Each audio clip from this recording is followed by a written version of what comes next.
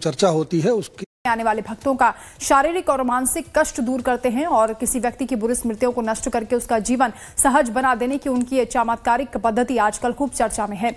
अपने लखनऊ प्रवास के दौरान करौली सरकार ने हमारे संवाददाता राजीव ओझा के साथ बातचीत की। उन्होंने क्या कुछ बताया, सुनते हैं। हमारे साथ बातचीत के लिए हैं करौली सरकार के नाम से मशहूर श्री करौली शंकर महादेव जी, जो मिश्री पीठ हरिद्वार के पीठाधीश्वर हैं और आपकी संन्यास परंपरा और गुरु परंपरा इस समय खासी चर्चा में है। हम आपसे जानते हैं कि जो आपकी गुरु परंपरा है और शिष्य परंपरा है, उसके बारे में जो चर्चा होती है उसके पीछे क्या कहानी है? कोई भी मठ हो, कोई भी परंपरा हो, कोई भी आश्रम हो, सबके पीछे उद्देश्य मानव कल्याण का ही होता है। ऐसे ही मिश्री मठ का भी जो उद्देश्य है वो मानव कल्याण का है और ध्यान साधना से संबंधित है कि लोग ध्यान साधना के द्वारा रोग और शोक से मुक्त हों, भय से मुक्त हों और भ्रम से मुक्त हों। यही लक्ष्य है, मानव लक्ष्य है कि सुखी रहना, निरंतर सुखी रहना। तो उसी और मिश्री मठ भी प्रयासरत है।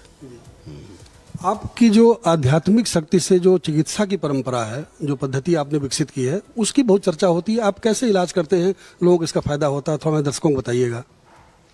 नहीं, वो इलाज नहीं है, वो एक्चुअली जो आदमी भटक गया है अपनी वैदिक परंपरा से, जहाँ से वो आया है, जिन संस्कृति में उसका पालन पोषण हुआ है, वो संस्कार केवल उसको विस्मृत हो गए हैं।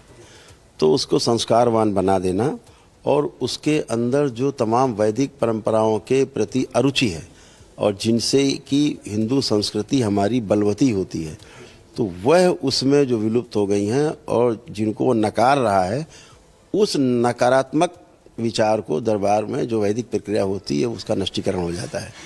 तो फिर उसके अंदर एक स्वीकार भाव आता है वैदिक परंपरा के प्रति, प्रकृति के प्रति, ईश्वर के प्रति। जैसे ही ईश्वर के प्रति उसके अंदर आस्था, विश्वास और श्रद्धा उत्पन्न होती है, वो अपने ही प्रार्थना और संकल्प से स्वतः ही स्वस्थ हो जाता है। जो आपके पास आते हैं इस तरह से पुराने मरीज, असाध्य रोगी, कई बार मैंने आपके दरबार में देखा है, उनका इलाज आप करते हैं, अपनी पद्धति से करते हैं। तो एक स्मृतियों की बात उसमें आती है कि आप पुरानी स्मृतियां खत्म करते हैं। इसका क्या है आपके जो शोध परंपरा में आपके?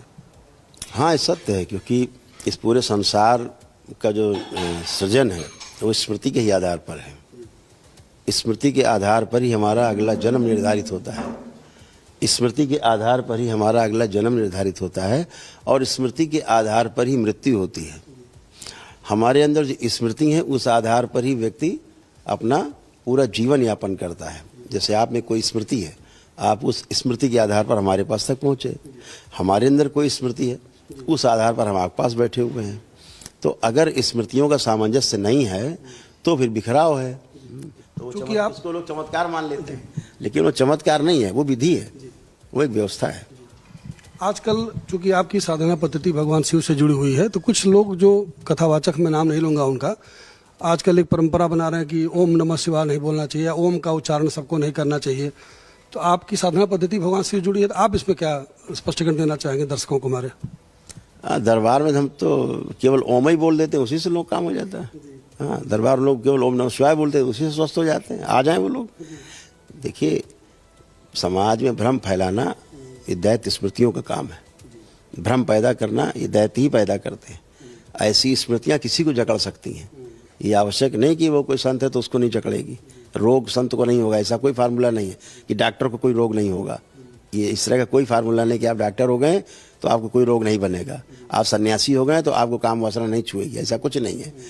आपको कोई भी नकारात्मक स्मृति जकड़ सकती है और इस नकारात्मकता का प्रभाव यह है कि वो स्वयं प्रभावित हैं और दूसरों को भी नकारात्मक करने की कोशिश करते हैं।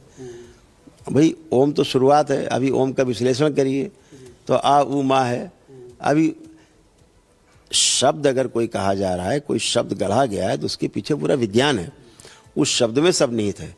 अगर हम कोई शब्द बोल रहे हैं तो शब्द और शब्द से कोई इंगित वस्तु है, उस वस्तु में जो अर्थ निहित है, उसका जो प्रयोजन है, उसको समझना है। उसको समझ लेना ही अध्ययन कहलाता है। तो इस पर उनका क्या अध्ययन है? शब्द को कब इन्होंने फोड़ा है, उन्होंने एक्सप्लोर किया है? कहाँ से अब ले आए कि ओम नमः शिवाय नहीं बोलना चाहिए? क्या नहीं, फिर क्या क्या बोलना चाहिए?